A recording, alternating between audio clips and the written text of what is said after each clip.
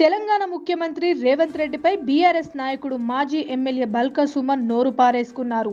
తీవ్ర స్థాయిలో రెచ్చిపోయి ఆయన హుందాతనం విడిచిపెట్టి పక్క రోడ్ సైడ్ రోమియోలాగా మాటలు తూలారు. కనీసం ముఖ్యమంత్రి అన్న గౌరవం కూడా లేకుండా వీక్షణ మార్చి వ్యాఖ్యలు సంధించారు.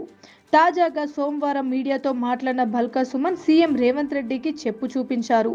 కేసీఆర్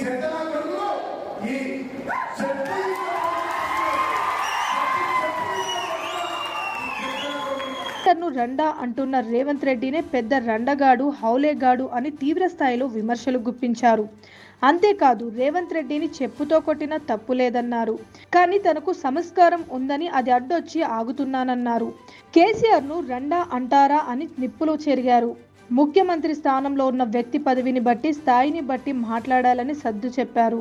కానీ బల్కా సుమన్ కూడా మాజీ ఎమ్మెల్యే అనే విషయాన్ని ఆయన మర్చిపోయారు. ఆయన కూడా నోటికి ఇష్టం వచ్చినట్లు మాట్లాడారు. అంతేకాదు రైతు బంధు డబ్బులు అడిగితే కాంగ్రెస్ మంత్రులు రైతులను చెప్పుతో కొడతామంటున్నారని నిందించారు. వాస్తవానికి మంత్రి కోమటిరెడ్డి వెంకటరెడ్డి అన్నది రైతులను కాదు, రైతు బంధు ఇవ్వలేదని ఆరోపణలు చేస్తున్న బీఆర్ఎస్ నాయకులను చెప్పుతో కొట్టాలి అని ఒక మీడియా ప్రతినిధి అడిగిన ప్రశ్నకు గతంలో సమాధానం చెప్పారు.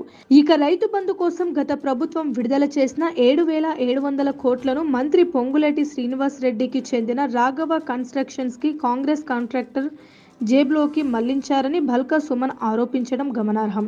ఇదిలా ఉంటే బల్కా సుమన్ చేసిన వ్యాఖ్యలపై ఇటు కాంగ్రెస్ నాయకులు, అటు నెటిజన్లు కూడా తీవ్ర స్థాయిలో నిప్పులు చెరుగుతున్నారు.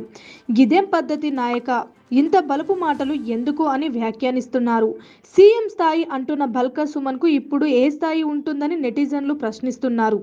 ఏ స్థాయిలో ఉండి ఆయన ముఖ్యమంత్రిపై విమర్శలు గుప్పించారని ప్రశ్నిస్తున్నారు. మొత్తానికి ఇటు బీఆర్ఎస్ కు, అటు కాంగ్రెస్ ఎన్నికల ముందు మరో రగడ తెర మీదికి రావడం గమనార్హం. Please subscribe Pragna Media. Please like, share, subscribe to Pragna Media. Pragna Media, please do like, share and subscribe. Please subscribe to Pragna Media. Please like, share and comment if you like the video. Pragna Media.